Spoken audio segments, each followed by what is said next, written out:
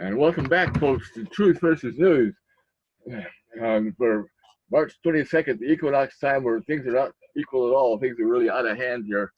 But this is our second hour, and Jim and Scott are talking about this corona craziness that is affecting us because the media is doing this job.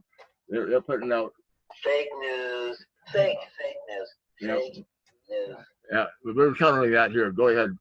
Meanwhile, this is rather fascinating, Scott, that the majority of Americans are approving Trump's coronavirus management.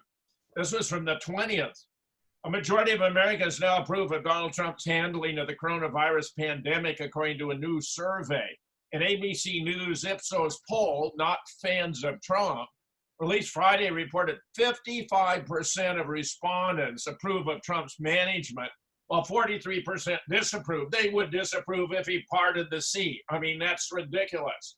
Meanwhile, however, part of the coronavirus rescue plan looks as though it would be catastrophic for the United States. The two major reasons for strongly objecting is we have no idea what it will cost on the one hand, and most importantly, it'll totally miss the target while dealing a crushing blow to small businesses across America. Look at this, Scott. Of the 57 million companies in the US, 90% have 20 employees or fewer. So if they are taking a break for 3 weeks, that means they're not getting any income. They can't pay their mortgage. They can't put food on the table. I mean, Americans live have a very narrow span for financial problems. We don't have any savings. We don't have any rainy day fund. So what we're talking about here could be catastrophic. Yeah, terrible. This is what has troubled me the very most. Meanwhile, Stephanie Sledge has published a piece on my blog at jamesfetzer.org. Look who gets to make millions off the coronavirus outbreak. And it turns out it's some fairly familiar players. The CDC gets to take control of the ship using the pharma drug dealers' medical establishments' tools at their disposal while also receiving a bailout. The FDA, always in bed with the pharma drug dealers and vaccine makers, gets to decide what companies get authorized, what pharma drugs can be dealt, what vaccines can be administered. Google, appointed to take control of the online information flow using advanced surveillance software, online diagnostics, and censorship, a very bad deal. Remember how we know Google is going to bring as many as 15 million votes to the Democratic candidate in 2020. Walmart conveniently gets appointed to help control the flow of consumption, hiding behind a so-called act of kindness by lending parking lot space for drive-through testing. Walgreens, CVS, in bed with Big Pharma, pushing pharma drugs and vaccination while helping control the flow of information pertaining to the massive evidence of dangers of vaccines. Right. Target, first to join DHS for national security and disaster-related simulations. This article video shows two executives sitting at a table with FEMA in 2012 discussing their collaboration in these simulations and situations, just as Rockefeller was talking about. Quest Diagnosis, laboratory testing partners with Walmart in 2017, with CDC in 2013, when approximately, get this, 3.2 million Americans were infected by hepatitis C. Multiple class action lawsuits were filed. And I think the infection, by the way, took place through the vaccinations. Right. Data breach when they illegally disclosed personal and medical information for more than 19 million of their customers. Roche Pharma, prior to the outbreak, $600,000 donation bribe in Genentech to the CDC Foundation in 2012 required the CDC to promote expanded testing and treatment of viral hepatitis. They just happen to manufacture the test kits and treatment drugs. Signify Health, largest house call provider in the nation. Trump suspended rules, regulation, codes, and laws in the so-called national healthcare crisis. Partners with Human Services and CDC for public surveillance. LabCorp, assigned laboratory testing during outbreak. Partners with CDC. The LHC Group, national house call provider. Trump suspends rules, regulation, codes, and laws in the so-called national healthcare crisis. Thermo Fisher, briefly mentioned at a Friday press conference held by President Trump, who talked about the company scaled up production I'd also like to thank Thermo Fisher. Trump said the FDA's goal is to hopefully authorize their application within 24 hours. So here we get kind of an overview. It's profoundly troubling how this kind of alleged national crisis can actually promote the interests of the deep state. Scott, I find this very, very troubling. I think Stephanie Sledge hit that one right out of the park. Well, it's a usual suspect list. It certainly is. It certainly is questionable. Of course, we've said for a long time, big pharma and these vaccinations and all of this medicalization is a scam, a money making, and it's important to realize. Don and I were talking about this off the break. The American people, if we were real Americans, real patriots, John Wayne types, we would have our pistol on our hip, our rifle in our truck, our car, or Lexus, and we would say, we're going to work. And anybody that gets on our way to try and stop us is going to be removed and moved out of the way and not going to stop us. And we're not going to pay attention to any of this stuff about flu or disease in the air. And if Americans did that, you would instantly have, again, life return. But the fact is, Jim, Americans are not the people they were 50 years ago. They are medicated. They are vaccinated. They are taking Ritalin and Xanax and Ambien. They're taking every drug imaginable. You see on Fox News all these advertisements for multiple drugs. They're crippled with divorce, with transgender, transvestite, confusion, schizophrenia, political correctness. The American public is not what it was 50 years ago. It certainly is not the John Wayne and the Searchers. It's some schizophrenic in a fetus position almost in a corner, asking for the government to protect it from some alleged coronavirus. It saddens me to say it, but that's my hard conclusion of the mental and physical competency of America. So it makes sense that they rush towards this pleading for protection. And when Donald Trump, as president, does a protective order, they salivate and jump up and down and thanks and they're very supportive of him for doing that. Now I understand that. I can understand that to an extent. Donald Trump has done something, again, he's done something that has won him a lot of political credentials. He's won over a lot of Democrats and governors who could only support him. Some of the lunatics, of course, don't. But that lasts for a season. So he's went in, as Russia has done, incidentally. Russia has stopped even more. They have stopped flights coming into the country with evacuees. They're not letting anybody in Russia.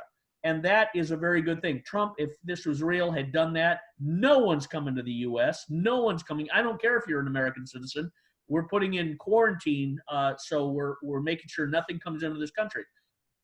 People support this for Trump, for what he's done. However, the honeymoon is going to dissipate very quickly as people's bills are rising up.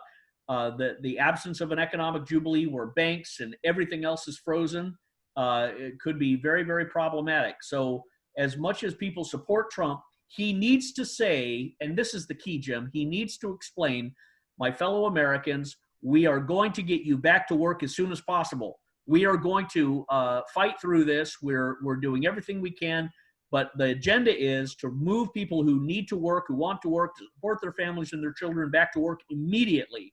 And just be advised to live precaution. If you quarantine, that's one thing. But we are going to put you back to work immediately. That needs to be the conversation, not about containing or defending against some virus, sickness, flu that most people are looking around going, I'm not sick. My relatives aren't sick. Neighbors aren't sick with this.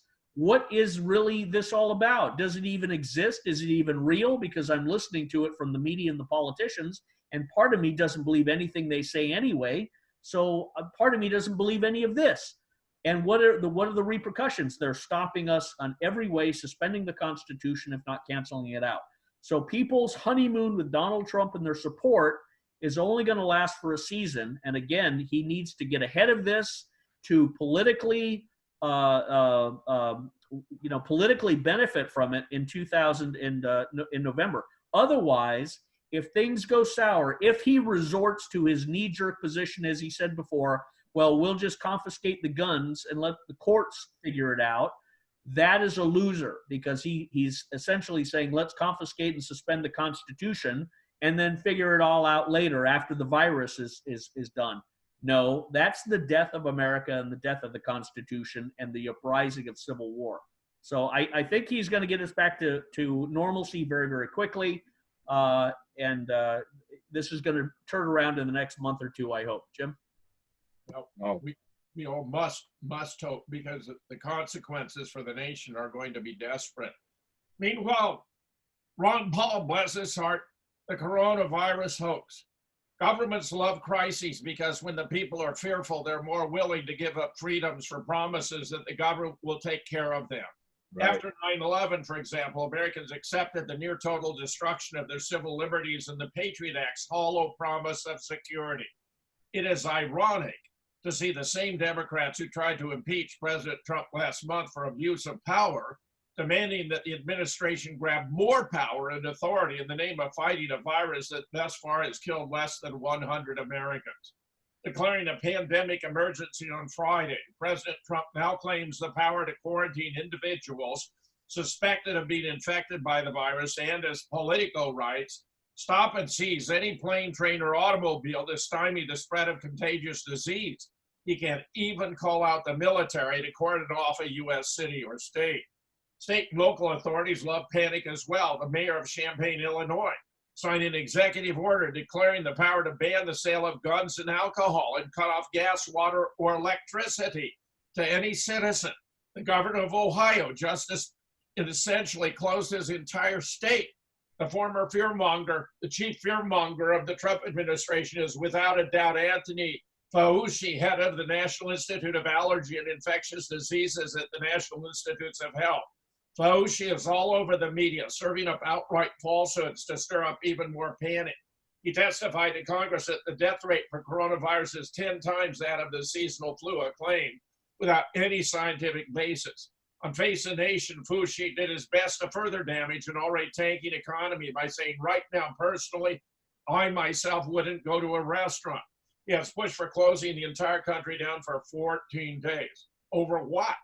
A virus that has thus far killed just over 5,000 worldwide, less than 100 in the United States. By contrast, tuberculosis, an old disease not much discussed these days, killed nearly 1.6 million people in 2017. Where is the panic over this? Right. If anything, what people like Fauci and the other fearmongers are demanding will likely make the disease worse.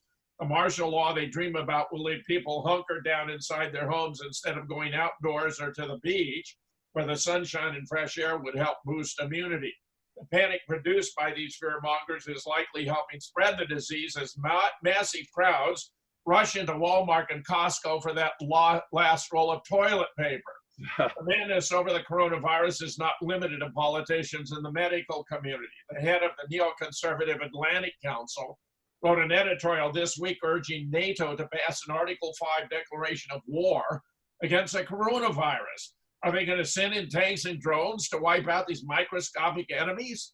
People should ask themselves whether this coronavirus pandemic could be a big hoax with the actual danger of the disease massively exaggerated by those who seek to profit financially or politically from the ensuing panic. That is not to say the disease is harmless. Without question, people will die from coronavirus. Those in vulnerable categories should take precautions to limit their risk of exposure. But we have seen this movie before. Government overhypes a threat as an excuse to grab more of our freedom. When the threat is over, however, they never give it back. That's right. Meanwhile, Gary Barnett, the only pandemic in America is that of unbridled fear and a total lack of intelligence. I'm very impressed by this piece.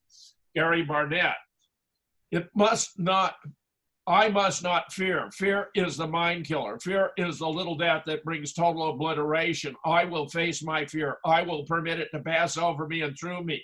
And when it has gone past, I will turn the inner eye to see its path. Where the fear has gone, there will be nothing. Only I will remain. Frank Herbert, a very thoughtful piece. Can the common flu cause people in America and worldwide to lose their minds and all ability to think? Apparently that is the case. as Americans have gone insane over a new monster created out of thin air called coronavirus. I have anticipated a scenario such as this and written about it for the past decade or more.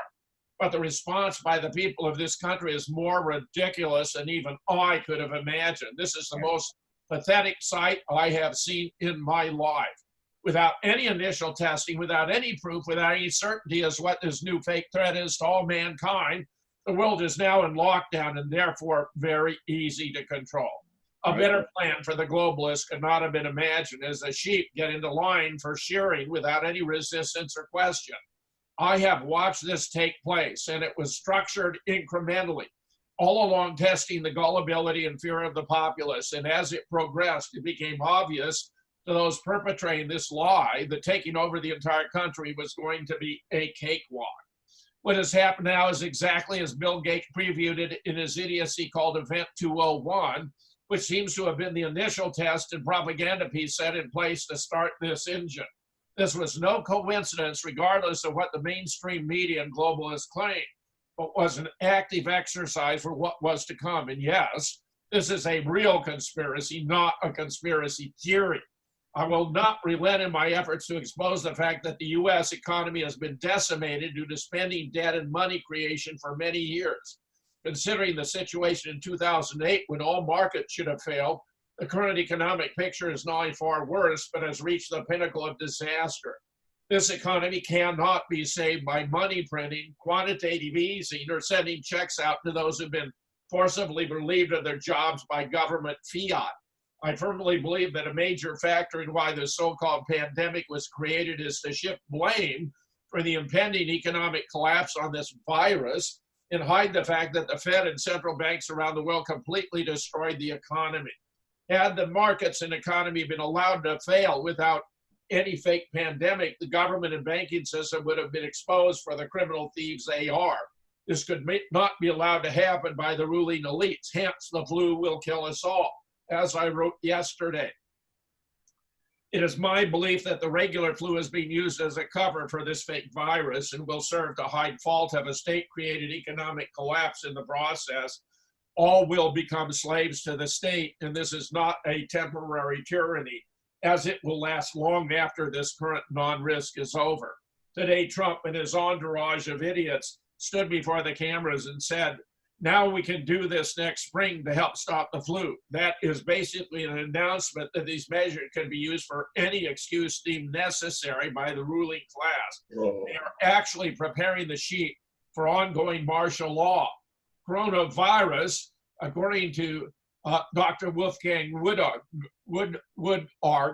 is a part of viruses, and 8 to 15% of viruses are coronaviruses that will show up in testing. This is especially the case when testing the already sick and dying, the old and infirm, and this kind of testing would be far different than random population tests. In other words, if testing is set up to test 6 people, up to 15% will show coronavirus. It's a natural part of flu and will always show up.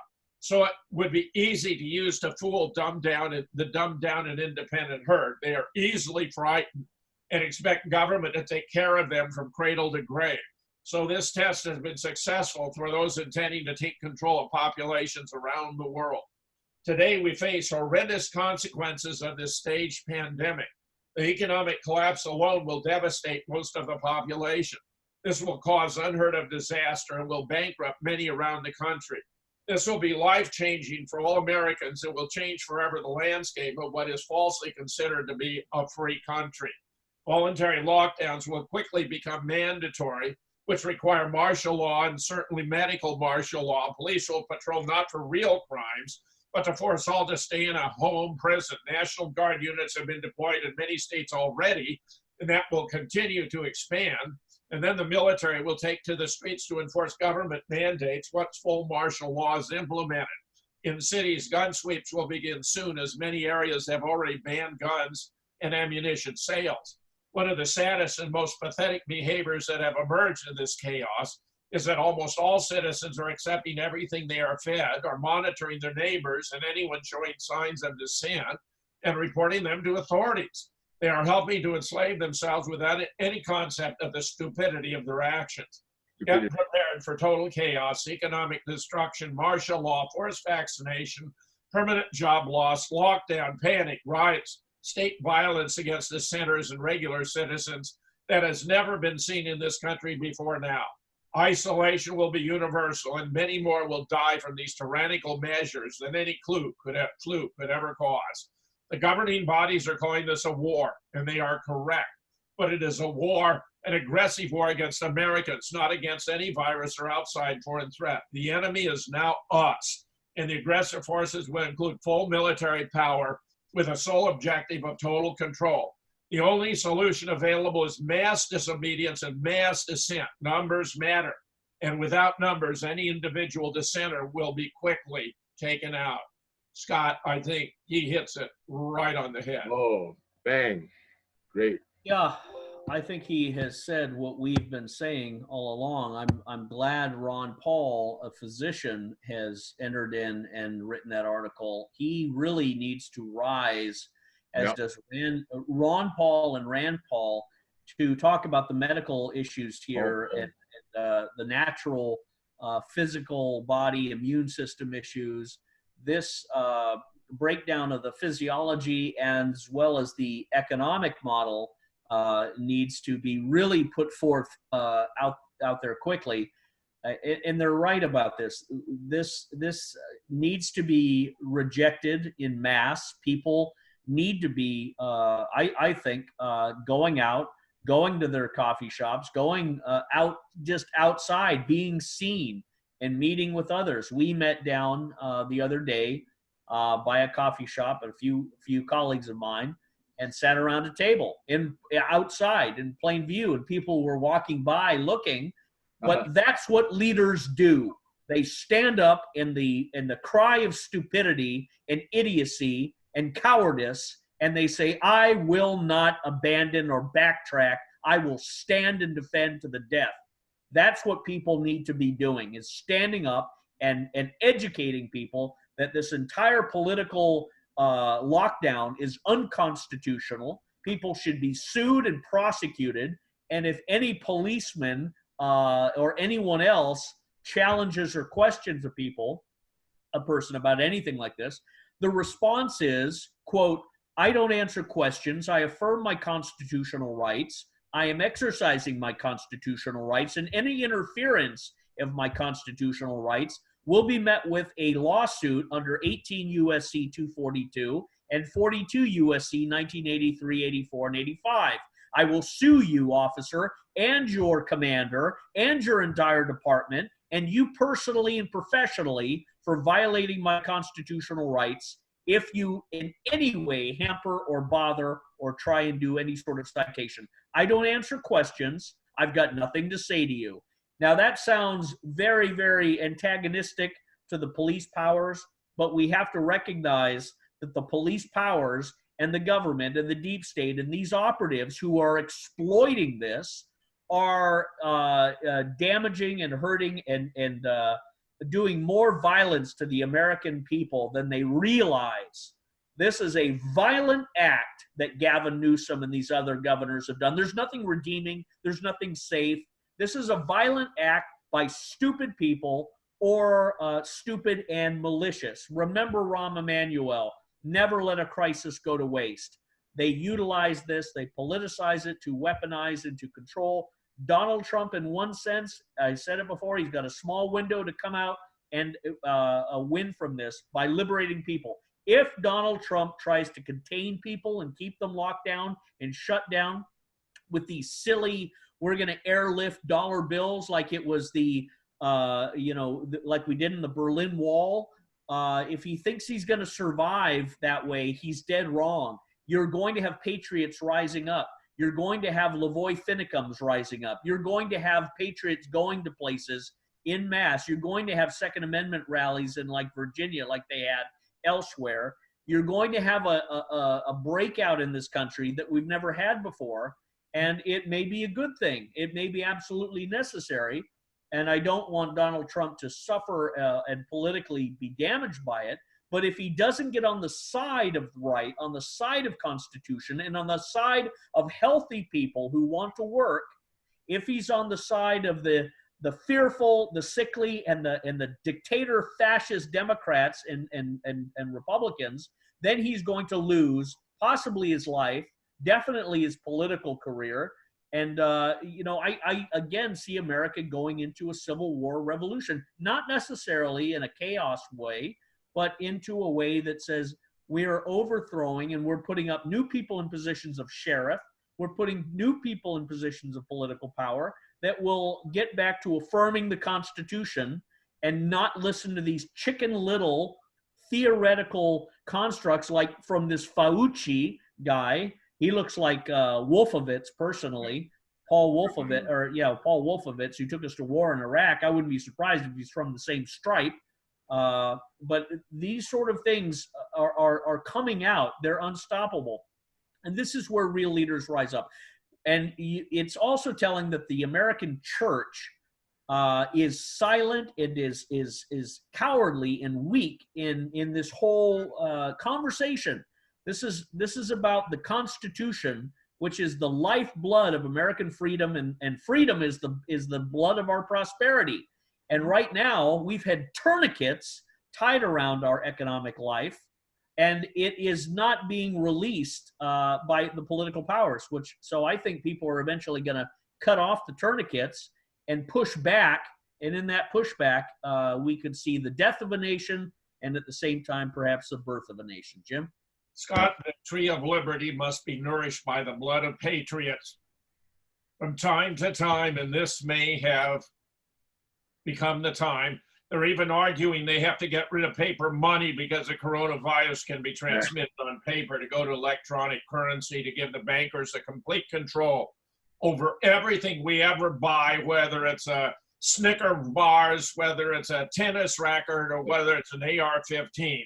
This is the key to the domination by the banking empire of the entire world. Don, I can tell you're eager to make a comment. Well, I'm shuffling a bit. You got my blood curdling here. Anyway, the First Amendment to the Constitution says Congress shall make no law respecting an establishment of religion or prohibiting the free exercise thereof. So what law do we have that prohibits that? Give it to me, Scott. Come on. It's hysteria over the alleged coronavirus, Don. Obviously, everything, all the Constitution, all due process is being scuttled. That's right. Meanwhile, this is rather interesting. Close-up photo of Trump's notes show he crossed out corona, replaced it with the word Chinese to talk about the Chinese virus. What does the coronavirus emergency have to do with Biden versus Sanders? The absence of a public health system is consistent with a time-worn pattern of massive holes in the public sector.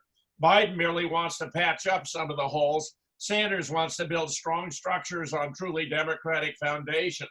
It's time to ask how we got to where we are, not only our lack of preparation for the virus, but how we end up with an economy where so many are hurting at a time of massive income and wealth inequality, Sanders said at the close of his recent debate with Biden. It is time to ask the question of where the power is in America. Who owns the media? Who owns the economy? Who owns the legislative process? Why do we give tax breaks to billionaires and not raise the minimum wage? Those are really excellent questions. While so-called moderate Democrats like Biden don't want to answer or even hear such questions, Sanders insists on continuing to ask them. Such perseverance has never been more needed than at this pivotal moment with so many lives in the balance. Where the power is in America has everything to do with why the U.S. government's response to the unfolding coronavirus catastrophe has continued to be so anemic, foreshadowing so many more deaths and so much more grief. And look at the exquisite timing. Just when Sanders is raising these issues to the brain-damaged Biden, they want to shut down the debates, not expose Biden to any public criticism, and move forward with their massively incompetent candidate. A pair of campaign documents released this week, the Biden plan to combat coronavirus and prepare for future global health threats, and the Sanders emergency response to the coronavirus pandemic convey big differences in approach. Biden proposes to tweak the healthcare system and aid only some who suffer economic distress. Sanders, by contrast, is proposing far-reaching measures that include free health care for all, Medicare, will ensure that everyone in America, regardless of existing coverage, can receive the health care they need during this crisis. And major financial assistance to all. Emergency 2,000 cash payments to every person in America every month for the duration of the crisis. Calling for programs that would spend at least $2 trillion in response to the coronavirus emergency. Sanders laid out commensurate programs to mobilize on a scale not seen since the New Deal in World War II to prevent deaths, job losses, and economic ruin. Biden versus Sanders is not only an electoral contest between presidential candidates, it's also a contrast of patchwork fixes versus profound structural changes. Refusal to upset the apple cart of corporate power versus willingness to fight that power. Tepid adjustments versus truly transformational agendas. Sanders is right. Meanwhile, we've had a number of mini scandals emerge here. Senator Richard Burr, the head of the Senate Intelligence Committee, just happened to sell a fortune in stocks as the GOP played down the coronavirus threat. Dianne Feinstein and 3 Senate colleagues sold off stock before the coronavirus crash. Feinstein, who serves as a ranking member of the Senate Judiciary, and her husband sold between 1.5 and 6 million in stock in California biotech company Allogene Therapeutics between Jan 31 and Feb 18, the New York Times reported. Feinstein defended herself in a series of tweets saying she had no control over her assets, and the stocks in question were her husband's transactions. Hillary is in favor of mail voting as a solution to the coronavirus outbreak. Surprise, surprise, because that would mean voting truly is meaningless. Any mail can be altered, changed to bring any outcome about. And therefore, Scott, I find some of these proposals to be beyond troubling to outright outrageous. Your thoughts? Well, Dianne Feinstein and Burr, and there's another female from Georgia were criticized. She seems to have been innocent, actually. I watched her address the issue on Sunday, and she had very reasonable explanations. Yeah, I saw that too. Burr, on the other hand, I think will hang because it was very, very suspicious how he did it. But that again adds fuel to the fire that Americans are very, very skeptical of their politicians, and seeing people, disclosing and profiting is going to be outrageous.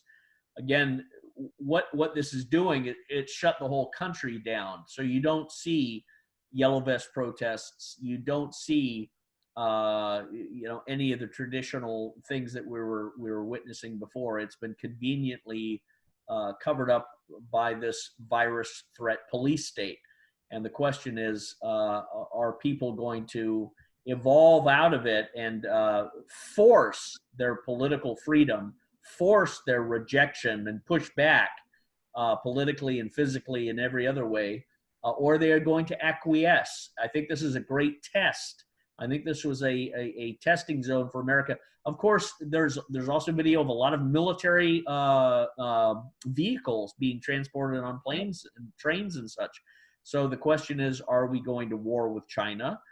Is this a preparation for a long-term real combative engagement with China? Is this a psyop meant to prepare people to be quarantined and such like that? The problem is the lack of transparency and honesty, and that is going to be the undoing, I think, of a lot if it comes out that this was all, like Ron Paul had said, really a hoax and an exaggeration of the physicality, but which has led to enormous damage to the U.S. Constitution.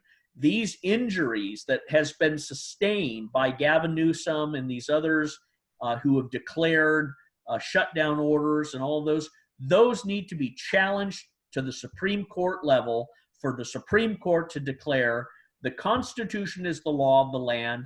Government can do nothing that violates the Constitution, and these orders to stay at home are violations of people's rights and liberties. And until the Constitution's amended, they cannot do this. There's nothing in the Constitution that allows for the shutdown based on a virus or a sickness or any sort of pandemic. You want to write it into the Constitution, do so. But as of right now, it doesn't exist. It only exists in time of war and rebellion military intervention. But the Supreme Court needs to be brought in to analyze the constitutionality of this, and they would come on the side of this. These were all illegal. That needs to be done so it never happens again. Jim? Well said, Scott. There are so many shocking aspects to this. Absolutely stunning. I don't think there can be any doubt whatsoever that this is a political pandemic and not a medical emergency. Absolutely. Meanwhile, there's further evidence the virus originated in the United States. This is from Global Research, an excellent website. As readers will recall from an earlier article, Japanese and Taiwanese epidemiologists and pharmacologists have determined the new coronavirus could have originated in the US, since that country is the only one known to have all 5 types, from which all others must have descended. Wuhan in China has only one of those types, rendering it in analogy as a kind of branch which cannot exist by itself but must have grown from a tree. The Taiwanese physician noticed in August of 2019 the US had a flurry of lung pneumonias or similar, which the Americans blamed on vaping from e-cigarettes, but which, according to the scientists, are symptoms and conditions that cannot be explained by e-cigarettes. He said he wrote to the US officials telling them he suspected those deaths were likely due to coronavirus, but his warnings were ignored. Immediately prior, the CDC totally shut down the US military's main bio lab at Fort Detrick, Maryland, due to an absence of safeguards against pathogenic leakage, issuing a complete cease and desist order for the military. It was immediately after this event that the e-cigarette epidemic began. We also have Japanese citizens infected in September of 2019 in Hawaii, people who have never been to China. The infection occurred on US soil long before the outbreak in Wuhan, but only shortly after the locking down of Fort Detrick. It looks to me like these were pilot projects, experiments to see how it would work. Then on Chinese social media, another article appeared aware of the above, but presenting further details, stated in part, 5 foreign athletes or other personnel visiting Wuhan for the World Military Games, October 18 through 27, 2019, were hospitalized in Wuhan for an undetermined infection. The article explains more clearly than the Wuhan version that the Wuhan version of the virus could have come only from the US because it is what they call a branch, which could not have been created first because it would have had no seed. It would have to have been a new variety spun off of the original trunk, and the trunk exists only in the US. There's been much public speculation that the coronavirus had been deliberately transmitted to China, but according to the Chinese article, a less sinister alternative is possible if some members of the US team at the World Military Games had become infected by the virus from an accidental outbreak in Fort Detrick, for example. It's possible with a long initial incubation period, symptoms might have been minor, and those individuals could have toured the city of Wuhan during their stay, infecting potentially thousands of local residents in various locations, many of whom would later travel to the seafood market from which the virus would spread like the wildfire as it did. Meanwhile, China continues to push radical theory that blames the US for the coronavirus epidemic. Chinese state media is ramping up its efforts to spread this article says ridiculous, but it's obviously not ridiculous. Notion that the coronavirus originated in the US.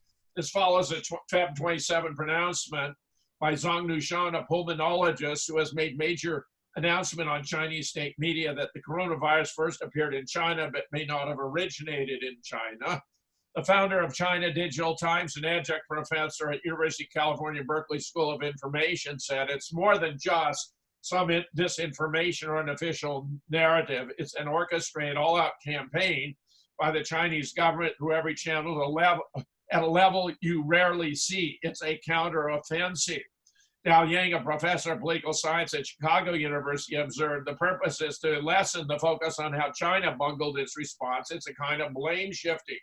But as we know, there's a basis for it, which we've already got from global research. Once again, the mainstream media and many Democrats see our current national crisis as an opportunity to take down Trump.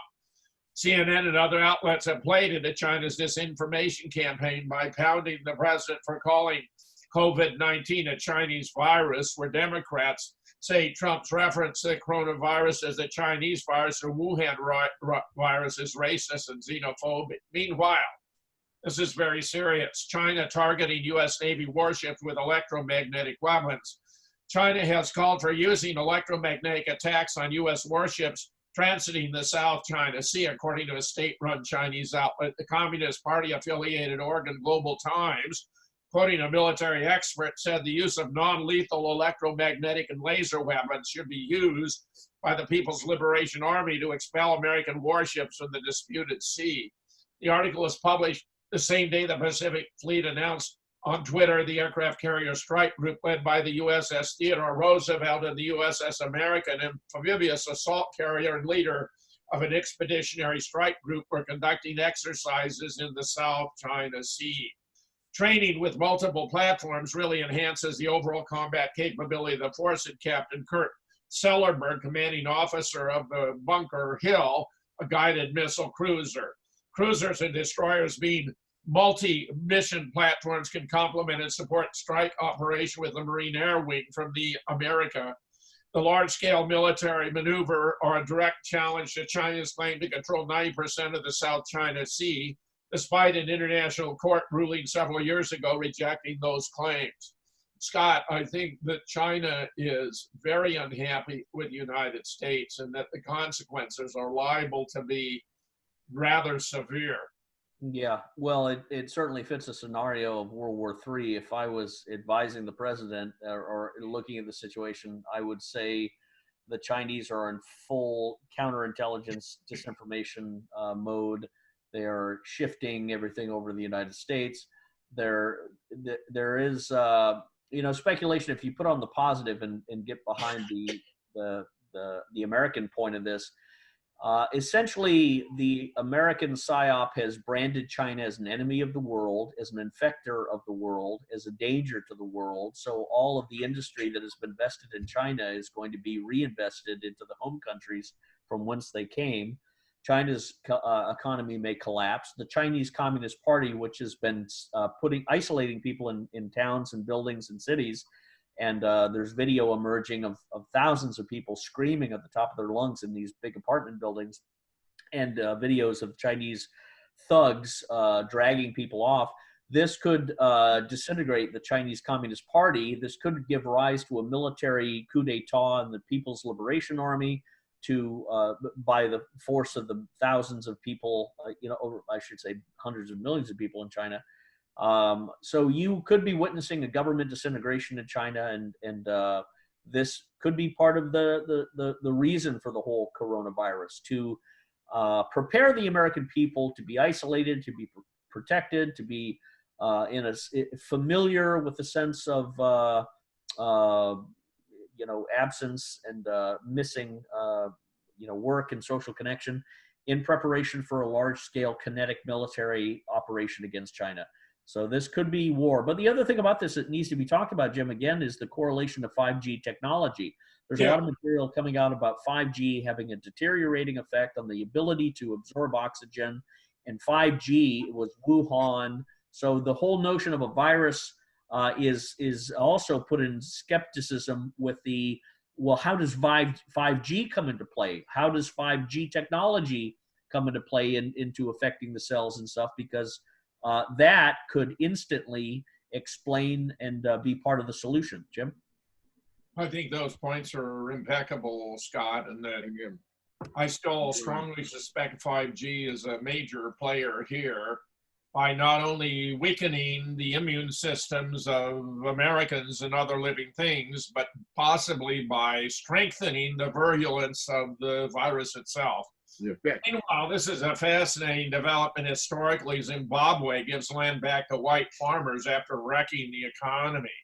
2 decades after President Robert Mugabe wrecked Zimbabwe's economy by urging black subsistence farmers to violently force white commercial farmers and their workers off their land, his successor has thrown in the towel. Emerson Mnangagwa's government has proposed settling all outstanding claims against its farmers by offering them land. The object of the regulation is to provide for the disposal of land to persons entitled to compensation, said the land minister. The seizures that began in 2000 were ratified by the government, said they were needed to redress colonial imbalances. A vibrant agricultural industry that exported tobacco and roses and grew most of the food the nation needed collapsed. Periodic food shortages ensued, inflation became the world's highest, and the manufacturing industry was decimated. What was one of Africa's richest countries became one of its poorest. Almost 4,500 white-owned properties and other protected against government-to-government agreements were affected by the program. The Southern African nation this year budgeted about Zimbabwe $380 million for compensation. Several farms protected under the so-called bilateral investment protection agreements belong to nations including the UK, South Africa, Australia, the Netherlands, and Denmark. This is a rather fascinating turn of events. Meanwhile, and this is profoundly disturbing, Putin unleashes strategic hell on the US. Tom Luongo: I'm an avid board game player. I'm not much for the classics like chess or Go, preferring the more modern ones. But regardless, as a person who appreciates the delicate balance between strategy and tactics, I have to say I am impressed with Russian President Vladimir Putin's sense of timing. Because if there was ever a moment when Putin and Russia could inflict maximum pain on the United States via its Achilles heel, the financial markets and its unquenchable thirst for debt, it was this month, just as the coronavirus was reaching its shores. Like I said, I'm a huge game player, and I especially love games where there's a delicate balance between player power that has to be maintained when it's not one's turn. Attacks have to be thwarted just enough to stop the person from advancing, but not so much they can't help you defend on the next player's turn. All of that in the service of keeping the game alive until you find the perfect moment to punch through and achieve victory. Having watched Putin play this game for the past 8 years, I firmly believe there's no one in a position of power today who has a firmer grasp of this than he. And I do believe his move to break OPEC and then watch Mohammed bin Salman break OPEC was Putin's big judo-style reversal move. And in doing so, in less than a week, he's completely shut down the U.S. financial system.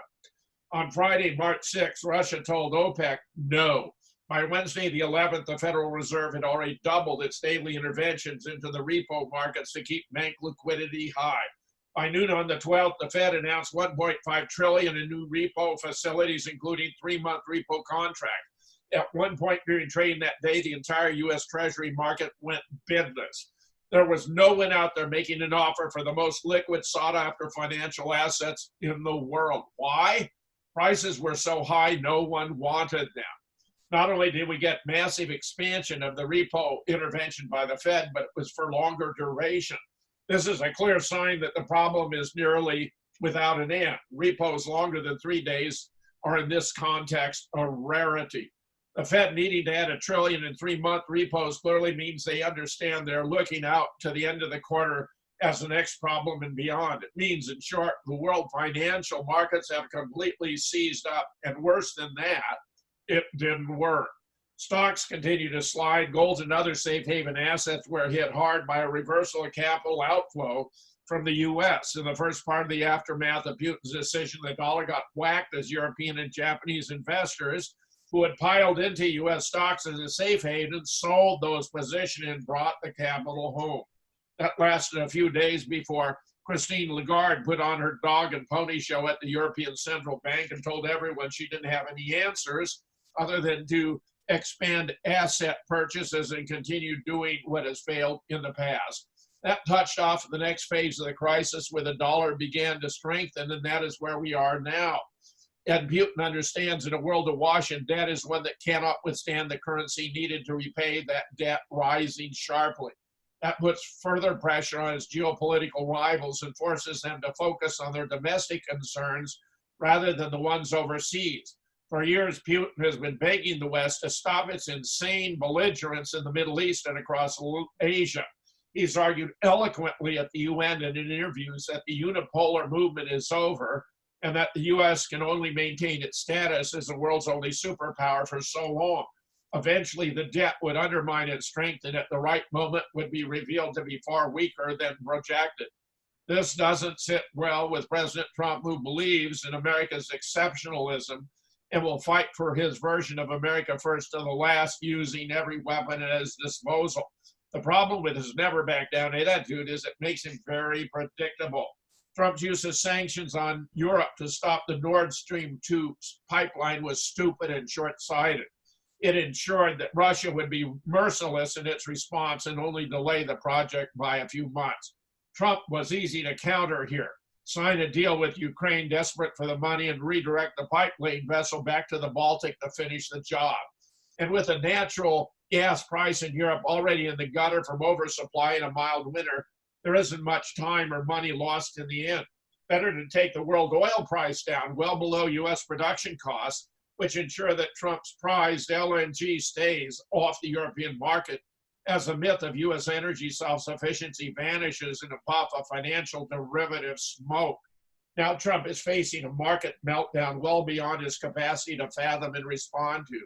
While Russia is in the unique position to drive costs down for so many of the people while riding out the shock of the global system with its savings. Because money flows to where the best returns on it come, high oil and gas prices stifle development of other industries. Lowering the oil price not only deflates all of the U.S. inflated financial weapons, it also deflates some of the power of the petroleum industry domestically. This gives Putin the opportunity to continue remaking the Russian economy along less focused lines. Cheap oil and gas means lower return on investment in energy projects, which in turn opens up available capital to be deployed in other areas of the economy. Putin just told the world he's not riding his country's oil and gas resources like a cash cow, but rather as an important part of a different economic strategy for Russia's development. It's like watching someone playing the first half of a game, implying one strategy and making a critical shift to a different one halfway through, taking advantage of their opponent's carelessness. It rarely works, but when it does, the results can be spectacular. Game, set, match. Yep. Meanwhile, the U.S. government threatens families at the International Criminal Court if they try Americans for war crimes, which is completely despicable. Scott, the U.S. seems to never learn. Well, it's putting us in hunkered down mode. If you look at it from a foreign intelligence perspective, the U.S. is guilty of war crimes in Afghanistan as well as the rest of the world. We've, despite Sean Hannity's retarded notions and blatherings like a schizophrenic lobotomized cheerleader, the U.S. has not exported liberty and solved wrongs and healed the plight of humanity and brought democracy and capitalism. Right. I mean, you could say that in World War II, but after 2001, we have brought bloodshed, chaos, ashes, destruction, fear, and hatred to Libya, to Afghanistan, to Iraq, to Syria, to Iran, to Lebanon, all of these countries. As Putin wisely said, do not, we've decimated them, and the countries that we haven't decimated, there are vassals in this American empire, and we overthrow regimes like Ukraine, and we tried to do Venezuela with this ridiculous notion of Juan Guaido replacing the voted president. Not that I am the opposite of everything socialism and communist, but I also see the stupidity of these people trying to overthrow regimes, and for what? And I know personally Afghanistan and the opium, heroin, poppy fields, and the CIA roles in that, as well as the drug trade. All of this is really part of the bigger agenda, and it's not winning us friends or influencing people. Putin is a master politician. He's been around since the 1980s. No one understands geopolitics, military strategy, and the martial arts of political rhetoric better than Vladimir Putin. He's seen all the American presidents for the past 30, 40 years, and he's still president. And in fact, Russia has changed its constitution so that Putin can remain in office till 2036. I think largely because they feel safe with him, and they feel unsafe with the West and what we've been doing and the British have been doing and NATO have been doing. So Russia has circled its wagons. We've pushed Russia into embracing China. We've seen the Democrats and these Russia-hating Zionist neocons pushing the Russia hoax, pushing the Ukraine impeachment, all because Trump was allegedly, being backed by Russia. So we see a very real push in the West, in the United States, against Russia. Russians are not the enemy of the American people. They're a conservative Christian Orthodox people. They're not communists. And yet we find these idiots in American political and military landscapes still vomiting out this old diatribe that the communist menace is out there, when in fact the Russians are the best ally the American people could have against China. Putin has said China is the threat. He said it in Luxembourg at a business conference that close friends of mine were CEOs of Cargolux said. Putin has said China is the danger. China is the enemy. So he may seem pally with China right now, but it's for these strategic Machiavellian maneuvers that he realizes he has to do to keep Russia ahead of the devouring cannibalism which America has tried to do since the 1990s. Now this whole play could totally decimate the American financial system, the American Constitution. We find ourselves sinking rapidly into a second-rate country, into the Britain in 1960s and 70s, when it was filled with all sorts of hyperinflation and things like that. I could see America break down even worse because of the fragmentation along our ethnic lines, and we have no real culture in America either. That's something always to remember. America is like a big iceberg, and all the people are sitting on it. There's no green grass of culture. It's been covered by the permafrost of political correctness and economic materialism and hedonism. So we don't really have a sense of lore and myths and family and traditions and songs that we had in the early days of America's founding.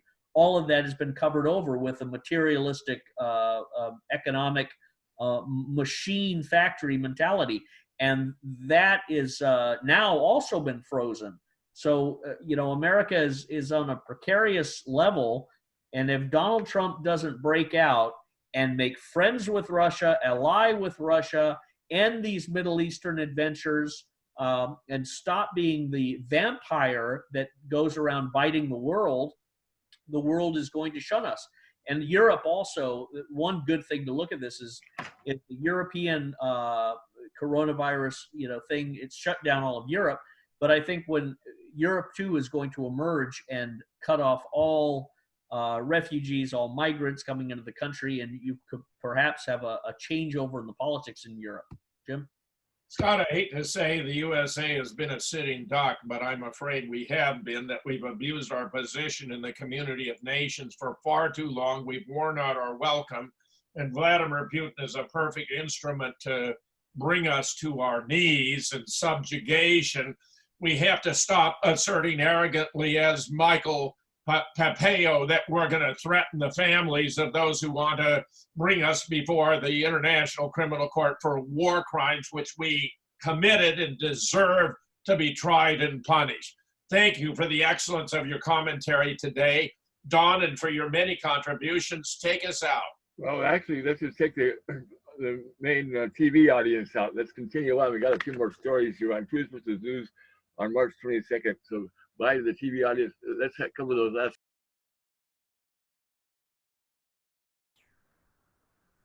Yes, I want to show this frame that Dr.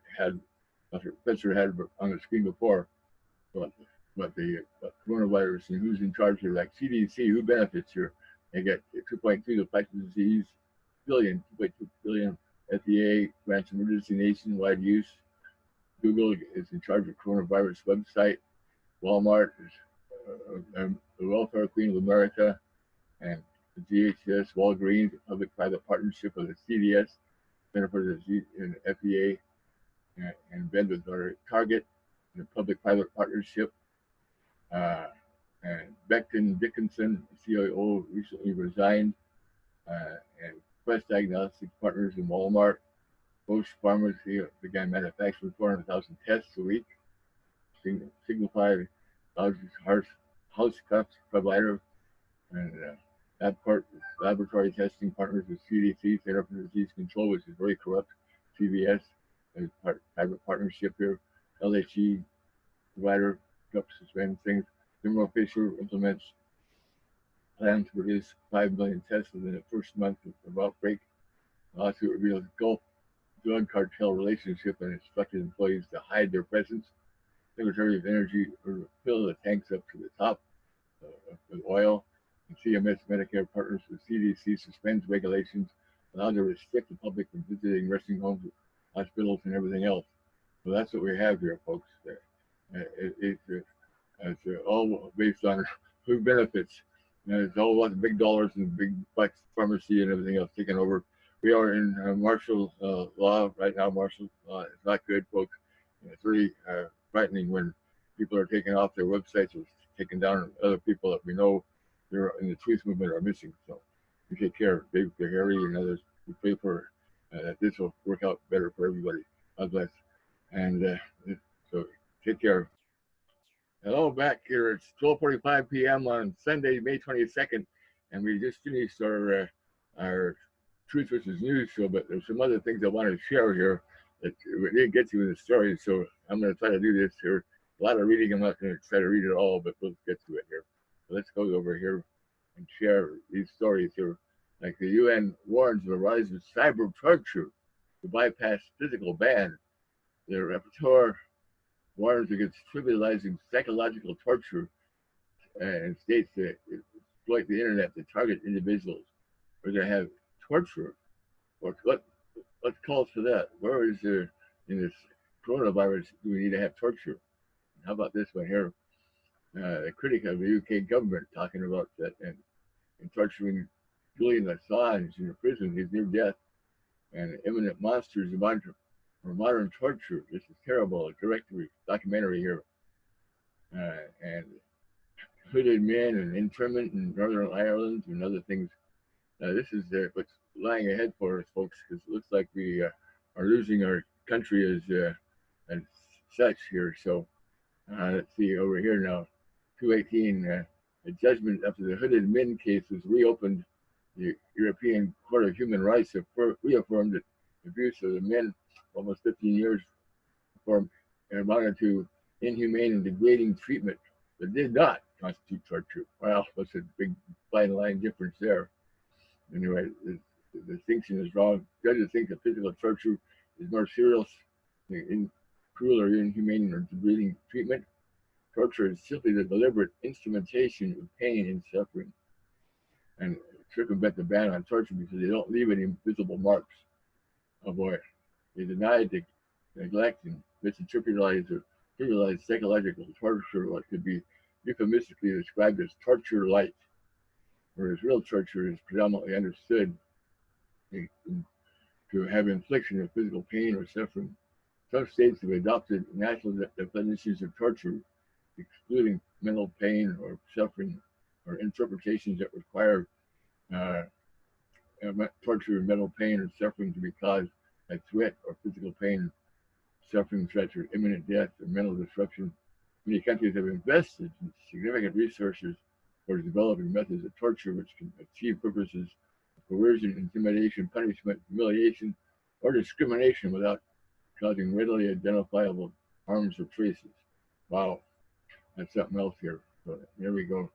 Some of these approaches have resurfaced and most prominently in connection with interrogational torture in the context of counterterrorism, deterrence based on the detention of irregular migrants, alleged mass internment of purposes of political re-education, and the abuse of individual prisoners of conscience. Well, cyber torture has the capacity to conduct cyber operations inflicting severe suffering on countless individuals that may well decide to do so for the purpose of torture. Cyber technology can also used to inflict or contribute to several mental suffering and to avoiding the conduit of physical body, for intimidation, harassment, surveillance, public shaming, defamation, and deletion or manipulation of information. Harassment in limited environments can expose targeted individuals to extremely elevated and prolonged levels of anxiety, stress, social isolation, and depression, and significantly increase suicide. Arguably, therefore, much more systematic government-sponsored stress and harassment are delivered through cyber technologies not only entail a situation of effective powerlessness, but may well inflict levels of anxiety, stress, shame, and guilt amounting to severe mental suffering as required as a finding of torture. Holy smokes, folks. Now here we have the coronavirus forces forced the Pentagon to curtail large Defender Europe exercises. The military can't even be out there, huh? I thought these guys were hardy. They're not in their 70s. They should be feared to death. There's only 1.9% of cases, and I don't think any young people are dying at all. Anyway, the Sergeant Stripes is making this story and coverage about the coronavirus pandemic available. The story has been updated. The Pentagon has ordered a halt to deployment of forces for Defender Europe 20, which may have been the military's largest exercise on the continent because of concerns about the coronavirus. Parts of the exercise have been completely eliminated, including dynamic front, joint warfighting assessment, cyber strike, and swift response, which involved paratroopers dropping into the Republic of Georgia and the Baltics. As March 13th, all movement of personnel and equipment from the U.S. to Europe has ceased. The health and safety and readiness of the troops, millions of family members are a primary concern. Forces already deployed in Europe and exercises will return to the United States. Schedules for future troop rotations of the Atlantic resolve the Pentagon's effort to deter Russian aggression in Europe are also likely to be adjusted. Okay, let's end that and let's just go here to what we thought was a humorous thing. This is supposed to be a satirical story that we reported last week, but is it coming true? Canceling the 2020 elections over corona concerns. How about that? In reality, news, the president has announced that in the interest of public safety, the 2020 election has been canceled. Well, it goes on to describe some sort of ludicrous things, but it looks like this story might be, instead of being a comedy, might be more a documentary. It's just too risky, the president told the press. We'll get these people gathered in the rallies or lined up, and they're all going to get sick. And Bernie and Biden, they're just so old. Sending them around crowds campaigning is basically trying to murder them. Anyway, it just seems pointless for a bunch of people to die, and everyone knows that Trump, is going to win anyway. Trump has been a divisive figure in the past. And so far, everyone has agreed with this move. And New York Times, which usually opposes absolutely everything Trump does, wrote an editorial in support of canceling the election. I think they did. It's a smart, science-driven move. And for us, as important as democracy is, it's just not worth dying over. That might be a little bit exaggerated. Oops, hang on. I'll wait. And Joe Biden and Bernie Sanders also seemed very relieved by the announcement, as both were very tired and worried about getting sick as old fogies. Sanders was especially happy, telling the press, a few moments there, it really seemed like I might win. I didn't know what was going to happen. People actually expected me to follow through and all that free crap. And Sanders is now deciding which of the 3 houses he lives in to self-quarantine. And here we go. Finally, they're dead. But they're all dead now. This is a result of the coronavirus. Okay, they're all dead. But you don't have to clean their asses for toilet paper prevails. Well, I think that's probably enough here. So I really thank you for watching this extended version of Truth versus News. Which actually, we're taking on the official facts of the world too. Truth versus official facts. And essentially, there's many official facts and things that are out there. Remember that America is really ruled by lies, and those official facts are not really true things. And I will say, as I said on my always pursuing truth show at every end of every show, never accept authority as truth. Only accept truth as authority. And you're seeing these days with this corona hype. And check out the statistics. They're from Worldometer. The statistics on what's really happening. You see that there's only 1.9% of cases, and about only now 91 people out of 1 million people will have corona. That's what's shutting the whole country down over, shutting the world down. Anyway, we can't have this. So I'm going to say adios here. And so that's about it.